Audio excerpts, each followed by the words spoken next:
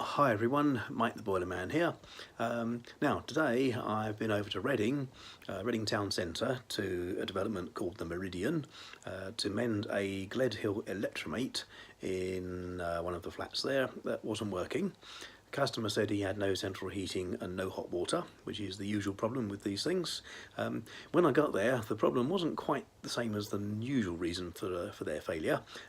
Usual problem I find with these is the heater element. There are two heater elements in one of these devices, and both heater elements tend to fail, and then once the second one has failed, the whole thing cools down and the customer gets no central heating or hot water.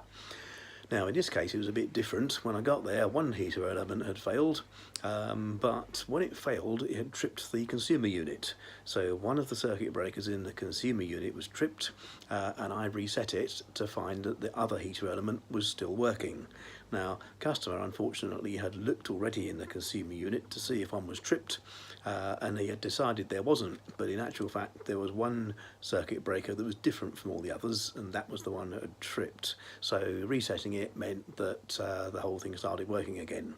Now, it was only running on one heater element out of the two it would normally have, which means it will take twice as long to heat up, but a lot of people don't notice this as a problem. They have one heater element fail, and then months or years later the second one fails. So this gentleman decided to run just on one heater element and then have the two elements both changed together in due course when the still working second one eventually fails and packs up.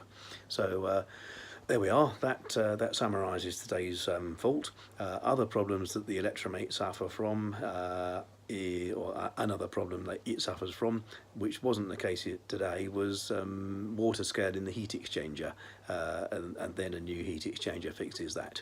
Anyway, if you would like me to come and look at your Electramate, then look me up, Google for Mike the Boilerman. I'm Mike the Boilerman in Reading. I do have an imposter up in Liverpool, but there we are.